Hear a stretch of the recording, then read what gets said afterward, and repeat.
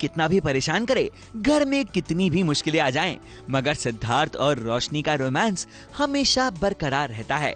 इन दोनों के पास रोमांस करने के लिए टाइम ही टाइम है। हर मुश्किल के बावजूद सिड और रोशनी रोमांस के पल निकाल ही लेते हैं।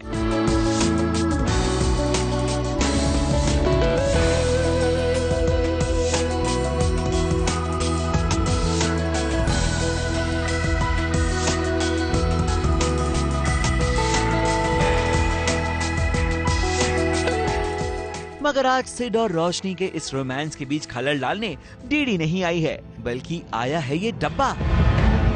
और ये डब्बा इन दोनों के लिए नई मुसीबत का सबब बनने वाला है।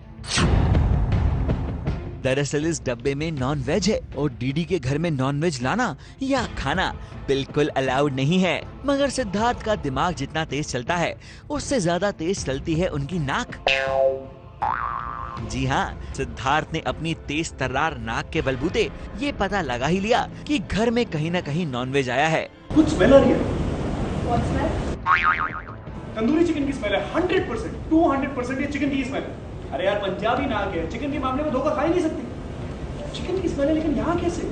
हमारे घर में तो सारे वेजिटेरियंस हैं। दूर पड़ी हुई किसी भी चीज को सूंघ लेती है और दूर पड़ी हुई किसी भी चीज़ को भांप भी लेती है। अब मुझे ये आभास हो गया कि घर में कोई चिकन लेकर के आया है और चिकन जो है गुजराती हाउस होल्ड में एक वेजिटेरियन हाउस होल्ड में, पूजा पाठी लोगों के हाउस होल्ड में बहुत बहुत बड़ी बात हो जाती है। It's not a small thing. I think वो एक कुरियर के बॉक्स के अंदर कुछ चिकन था, नॉनवेज आइटम था, जिसकी स्मेल सिद्धार्थ को आती है। अब आप सोचिए, एक प्योर वेजिटेरियन घर में अगर नॉनवेज आ जाए तो कितना बड़ा हंगामा हो सकता है। और आप ये सब भी जानते ही होंगे कि हर बार इस बहुत बड़े ब्लंडर की वजह सिद्धार्थ को ही मानेगी डीडी।